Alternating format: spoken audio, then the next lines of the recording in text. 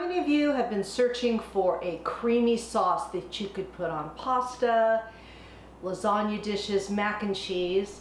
Well, I've got a really good one for you today. It's a bechamel sauce, which is traditionally made with a roux and milk. It's very high fat. It's one of the mother sauces of French cuisine.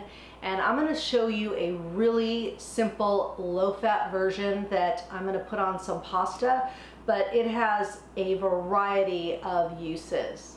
If you're new here, welcome. My name is Debbie and I am an RN. And if you're returning, thank you for coming back to my channel. I really appreciate your support. Be sure to follow me on Instagram and please subscribe to my channel. I do post videos every week. And make sure you hit that notification bell so you don't miss a single video. I also started a Facebook group for those of us that would like some more support, some inspiration, and some recipes, and some tips and tricks along the way. I also have a newsletter that comes out every other month. I also created an e-guide that helps explain the benefits of a plant-based diet. So without further ado, let's get on with the recipe. So I wanted to show you my ingredients. I've got a couple cups of pasta here, about 2.5, and I'm using red lentil pasta. I really prefer using pastas made out of beans, legumes. I feel it has more fiber, more protein, just gives you a little bit more bang for your buck than just your plain old white pasta. I am gluten-free, so these are great because they're all gluten-free. So I'm gonna dump this pasta into the cooking water and get that going. The ingredients are really very simple. The base of the recipe is steamed cauliflower. I've got about 4 cups here, and then 1 package of silken tofu. It's really important that you get this Mori new brand. It's a 12-ounce package. This is the size that you want. If you use another package or a larger package, I can't guarantee the results. It's gonna just be super tofu-y, and I love tofu, but you don't want it to overpower your sauce. We're also gonna put in some crushed garlic. What else do I have here? I've got some onion powder, some salt, and then when it's all done, I'm gonna add some veggies. I've got some broccoli. This is already steamed. It's about a cup. I mean, this can vary, your veggies, how much you put in. Also some baby spinach. I like to throw in that as well. I'm gonna go grab my Vitamix and we're gonna just throw everything in here and it's going to be done in a flash. And I always forget something. So I forgot to mention we're gonna use some plant milk. I'm using soy. I would use almond would be fine. Just anything that's unsweetened. The recipe also calls for cashews, but I'm going to be using this really wonderful product, this PB2 cashew powder.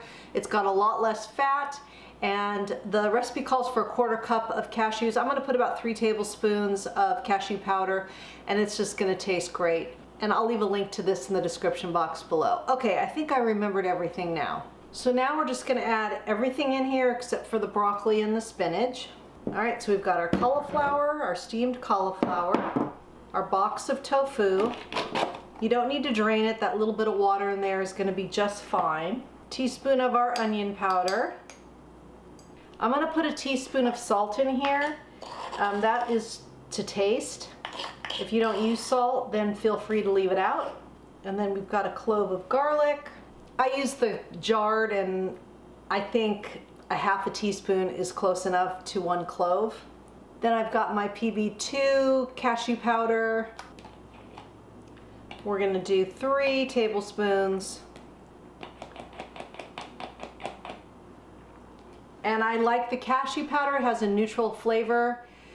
Because people are gonna ask me if they can use the peanut butter one. I would not recommend that. I think it's going to be too strong of a flavor for this bechamel sauce. You want it to be very light. We need a 1/3 cup of plant milk.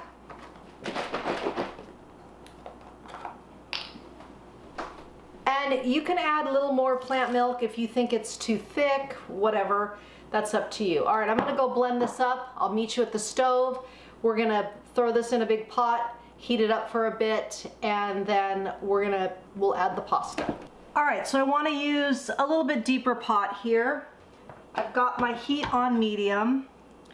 And oh my gosh, look at this delicious, thick yummy sauce. Now, if this is too thick for you, then feel free to add some more plant milk. I'm gonna go with this right now. And then I'm just gonna add in my broccoli, a couple cups of chopped spinach, and we would just wanna coat everything and just wanted to get it heated through.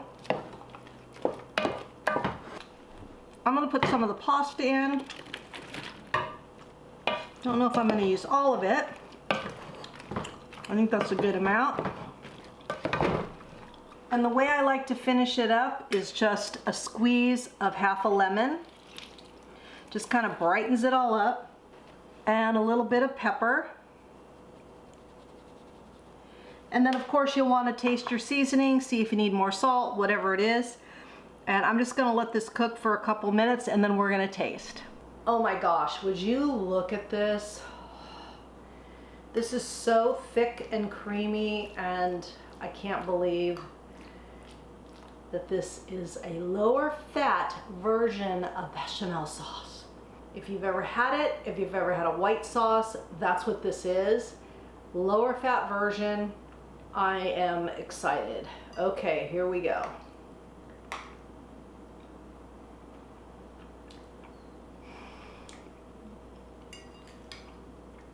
Unbelievable. So good. The combination of the cauliflower and the tofu and that little bit of cashew powder. Oh, chef's kiss. It is so good. I will probably be devouring that whole bowl as soon as I turn this camera off. It's so dang good. So as you can see, we kept it simple, we kept it easy, and it still came out absolutely delicious and satisfying. One of my viewers came up with K.I.S.S, keep it super simple, so I told her I was gonna steal that, so I really like that. So remember, K.I.S.S, keep it super simple. And simplicity is the key to consistency, because if it's easy, if it's simple, you're gonna keep doing it. So if you've made it this far in the video, please comment below with bechamel and extra points if you spell it correctly. Just kidding. I really appreciate your support of my channel, and I love interacting with all you guys, so be sure to leave me a comment. Besides the bechamel, I love to hear from you. And let me know if you've ever tried this type of sauce or what you use it for. I can think of all kinds of things to use it for, and I'm gonna be doing some recipe development, so I'm really excited about that. So remember to check all the resources in the description box. I've got links to my favorite kitchen tools and other things in there, so be sure to check that out. And remember that all my recipes are good for you, they're good for the animals, and they're good for the planet, and what you put on your plate determines your fate and your weight. Until next time, thank you. And I also created a short little e-guide to let you know new. And the recipe also,